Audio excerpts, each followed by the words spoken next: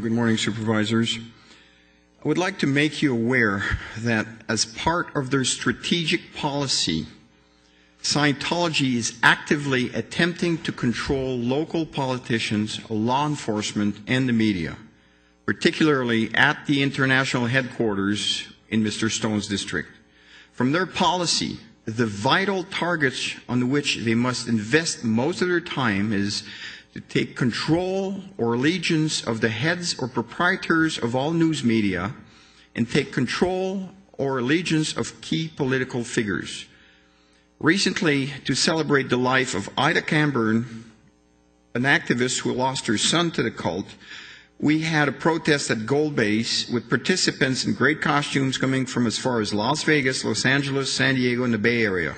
It was clearly a newsworthy event, as 3 journalists were present, including one from the press enterprise. He was actually a photographer. The internet buzzed for several days afterwards, yet no article about the protest was ever printed in any of the local papers. This gives the appearance that Scientology is successful in controlling local media. Scientologists that day violated several ordinances and broke laws that day.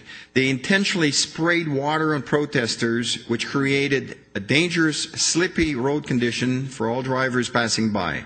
They played an extremely loud tone, around 115 decibels, in violation of County Ordinance 847, which limits the sound levels to 75.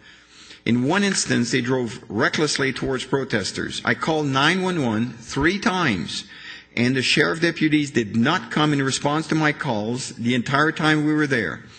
Yet, the Hammett sheriff deputies seem to respond every time Scientology calls them. Again, this gives the public the impression of Scientology having undue influence over local law enforcement and control. I will attempt to explain how that's done next week. After writing a detailed letter to Sheriff Stan Sniff, an investigator did call me back to take the complaint, investigate violations. So thank you, Mr. Sniff and Assistant Walker. Now, the whole issue of the Ordinance 884, limiting protests, and how it was brought about here by Scientology, again gives the impression of undue political influence over local government. That must be investigated and stopped, even the appearance of wrongdoing, by bowing to a special interest group. I have another page to go on, but in case I get cut off quickly, I just want to tell you that last week in Paris, a protester clown, was violently attacked and seriously injured for simply saying to parents coming in with kids, don't bring kids to cults. Okay? This is very serious. All this originates at the international headquarters of Scientology in Riverside County. Please take this seriously. Thank you.